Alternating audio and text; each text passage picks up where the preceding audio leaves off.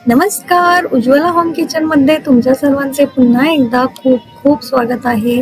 आज आपण गौरी गणपती स्पेशल असे मावा पाकचे मोदक कसे बनवायचे ते बघणार आहोत। अतिशय हेल्दी तर असतातच, परंतु त्यासोबत पौष्टिक सुद्धा असतात, खाण्याला सुद्धा फार टेस्टी लागतात। चला तर वळूया आजच्या रेसिपीकडे। आता त्यासाठी आपल्याला 1 वाटी सुकं खोबरं लागणार आहे आणि प्रत्येकी 3 चमचे आपण ड्रायफ्रूट घेतलेले आहे।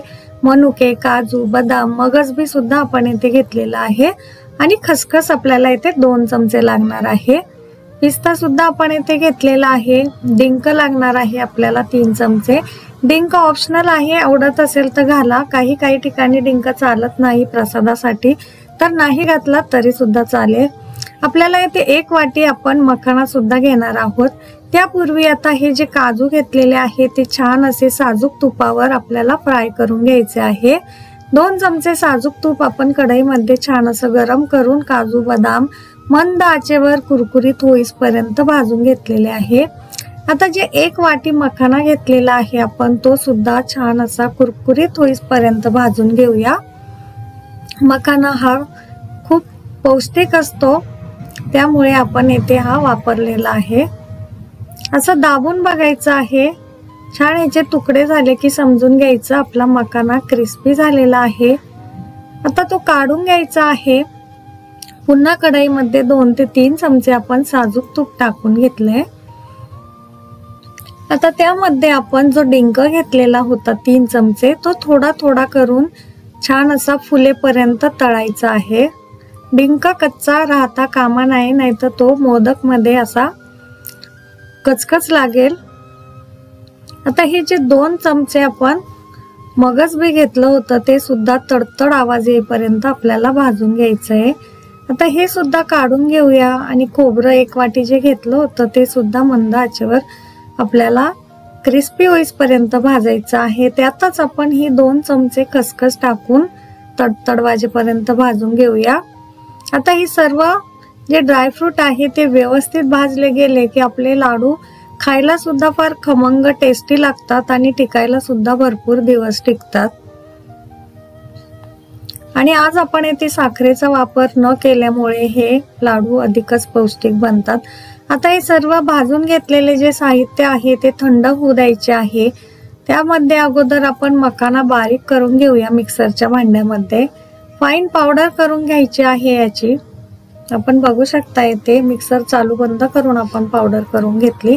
आता ती एका साईडला टाकूया आणि डिंक आणि जे ड्रायफ्रूट घेतलेले आहे ते बारीक करून घेऊया। फारही बारीक करायचे नाहीये, थोडेसे जाडसर असेच ठेवायचे आहे।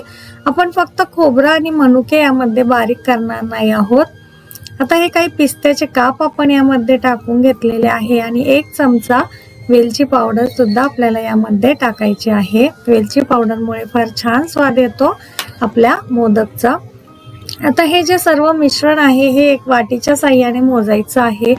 जेवढं मिश्रण भरणार आहे त्याच्या अर्धा आपल्याला गूळ घ्यायचा आहे। आता 4 वाट्या मिश्रण आपलं भरलेलं आहे, त्यासाठी 2 वाट्या आपण गूळ घेतलेला आहे। गूळ कढईमध्ये छान असा 2 चमचे पाणी टाकून मेल्ट करून घ्यायचा आहे, फक्त आपल्याला पाक करायचा नाहीये याचा। आणि या मिश्रणामध्ये आपल्याला मिक्स करून घ्यायचा आहे व्यवस्थित असा उलटण्याच्या साहाय्याने। थोडा थोडा करून सर्व मेल्ट झालेला गूळ आपण यामध्ये मिक्स करून घेतलेला आहे।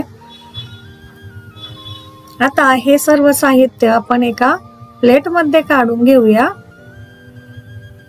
आपल्याकडे जर मोदकचा साचा असेल तर त्या साच्याने आपण ह्याचे मोदक करून घेऊया। माझ्याकडे असा साचा आहे, त्यामध्ये हे जे आपण तयार केलेलं मिश्रण आहे हे भरपूर असं भरून घ्यायचं आहे। फार टेस्टी असे ह्याचे मोदक बनतात आणि भरपूर दिवस टिकतात। त्यामुळे आता येणाऱ्या आलेल्या आपल्या गणपती बाप्पांसाठी हे मोदक नक्की एकदा ट्राय करा। लहान मुलांना सुद्धा भरपूर आवडतील असे याची टेस्ट असते। असं छान असं दाबून घ्यायचं आहे, म्हणजे आपला मोदक कडक होतो, तुकडा पडत नाही मोदकचा। काढून बघूया, बघा किती छान असा आपला मोदक मिनिटात बनून तयार झालेला आहे। नक्की ट्राय करा ही हेल्दी आणि टेस्टी मोदकची रेसिपी। कशी झाली कमेंटमध्ये नक्की सांगा. एक एक करून सर्व मोदक आपण याच पद्धतीने इथे करून घेणार आहोत. तर रेसिपी आवडली असेल तर आपल्या चॅनलला लाईक, शेअर आणि सबस्क्राईब करायला अजिबात विसरू नका. म्हणजेच असे येणारे छान छान आणि सोपे व्हिडिओ तुम्हाला बघायला मिळेल. सोबतच बेल आयकॉनवर क्लिक करा